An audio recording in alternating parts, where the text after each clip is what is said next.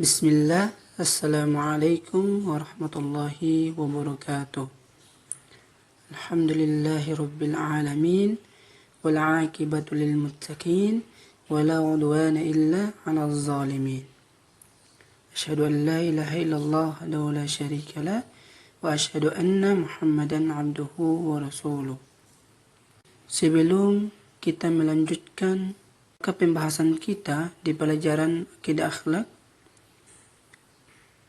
marilah kita berdoa terlebih dahulu. Allahumma inni as'aluka ilman nafi'an wa rizqan tayyiban wa amalan mutaqabbala.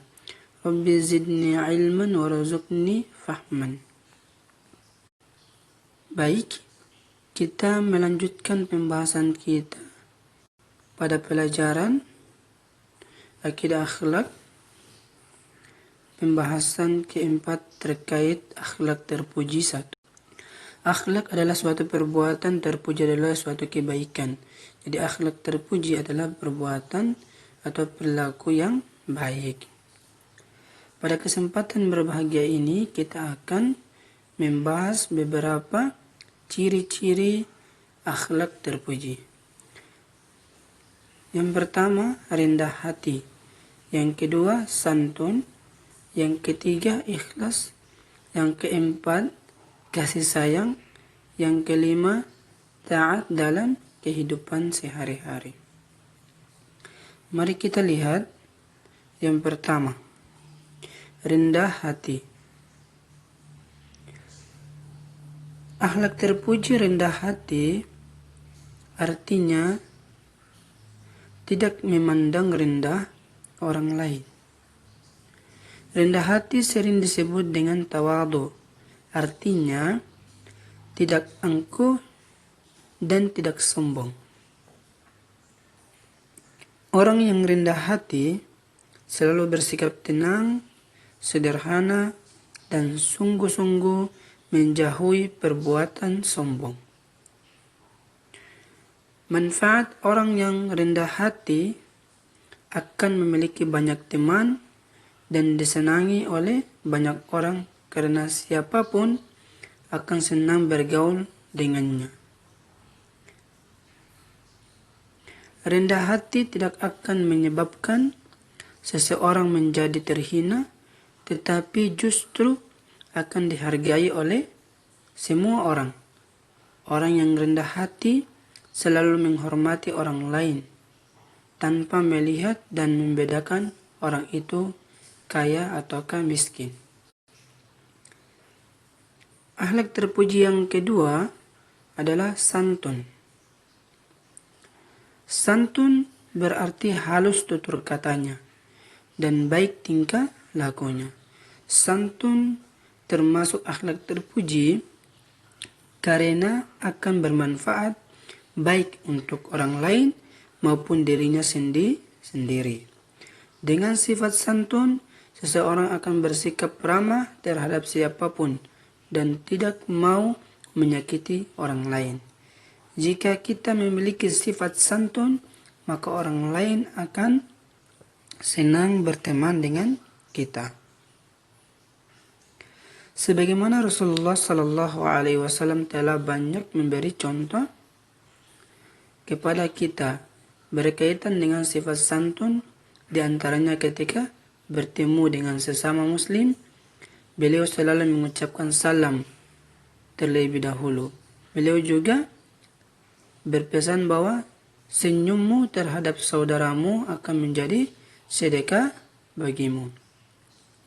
Itu semua menunjukkan bahwa agama Islam mengajarkan kepada pemeluknya agar bertutur kata dan bertingkah laku yang baik dan ramah ketika seseorang berbicara dengan orang lain.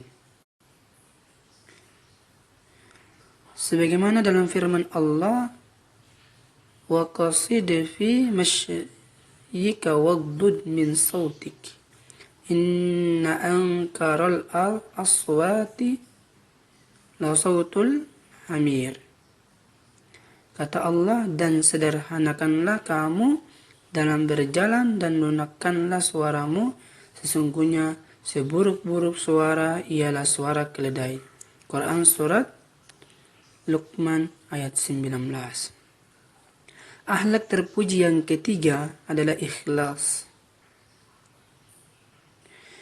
Ikhlas artinya suci, bersih, dan tulus. Menurut istilah, ikhlas artinya mengerjakan sesuatu kebaikan dengan niat semata-mata hanya mengharap ridha Allah Subhanahu wa Ta'ala, dalam melakukan kebaikan tanpa ingin dipuji ataukah mendapat balasan dari orang lain, tetapi semata-mata hanya karena Allah Subhanahu wa Ta'ala. Setiap amal ibadah haruslah didasari rasa ikhlas, karena amal tanpa keikhlasan maka amalnya tidak akan diterima oleh Allah Subhanahu wa Ta'ala. Karena pada dasarnya sesuatu yang bersih dari campuran yang mencemarinya dinamakan sesuatu yang murni.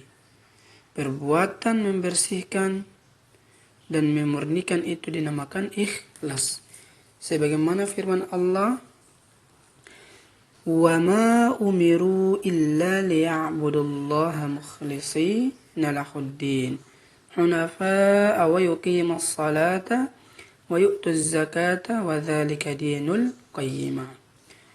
Kata Allah, padahal mereka tidak disuruh kecuali supaya menyembah Allah dengan memurnikan ketaatan kepadanya dalam menjalankan agama yang lurus, dan supaya mereka mendirikan salat dan menunaikan zakat, dan yang demikian itulah agama yang lurus. Quran Surat Al-Bayyinah ayat 5. Akhlak terpuji yang keempat adalah kasih sayang. Setiap orang pasti ingin dikasih dan disayangi oleh orang-orang yang berada di sekitarnya, baik orang tua, saudara, ataupun teman-temannya. Kita hidup bukan saja membutuhkan makan, minum, ataukah harta saja, tetapi kita butuh perhatian orang lain. Seseorang yang kaya misalnya, semua yang diinginkan bisa dibeli dengan uangnya.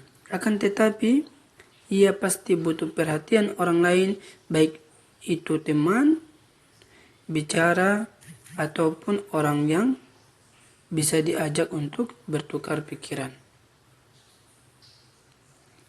Agar kita mendapatkan kasih sayang dari orang lain, maka kita harus mempunyai rasa kasih sayang terhadap lingkungan kita, termasuk hewan dan tumbuh-tumbuhan yang ada di sekitar kita.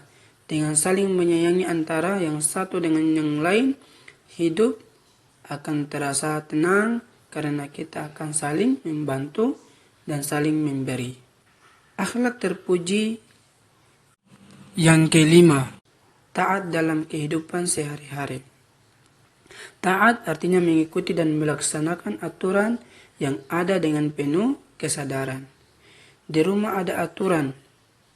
Misalnya ada pembagian tugas yang harus dilakukan oleh masing-masing anggota keluarga. Ayah, ibu, kakak, adik dengan kita. Itu semua ada tugasnya masing-masing. Ada kepentingannya masing-masing yang harus dikerjakan sesuai dengan apa yang kemudian diamanahkan kepadanya.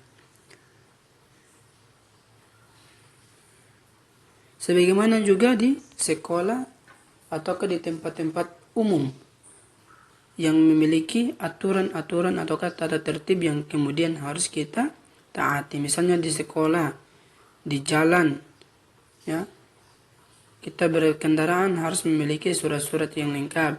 Kita di kelas harus menjaga tata krama, sopan santun, menjaga kebersihan dan lain-lain. Itu semua adalah tugas kita untuk hidup sesuai dengan apa yang kemudian telah ditetapkan.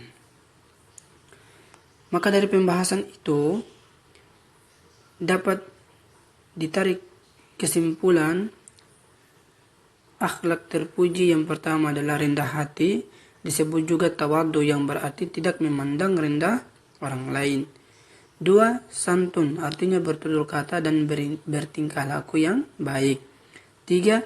Ikhlas, artinya mengerjakan sesuatu kebaikan dengan niat semata-mata hanya mengharap ridha Allah Subhanahu wa taala, bukan ingin dipuji ataukah mendapatkan imbalan dari orang lain. 4. Kasih sayang, artinya sikap mengasihi dan menyayangi baik terhadap sesama manusia, hewan ataupun tumbuhan. 5. Taat, artinya mengikuti dan melaksanakan aturan yang ada dengan penuh kesadaran bahwa sesungguhnya semua itu akan ada hikmah yang mulia yang akan kita peroleh. Mungkin itu saja yang dapat disampaikan pada kesempatan yang berbahagia ini. Mari kita tutup dengan doa kafaratul majlis. Subhanakallahumma wa bihamdika asyhadu an la ilaha illa anta astaghfiruka wa atubu ilaikum. Assalamualaikum warahmatullahi wabarakatuh.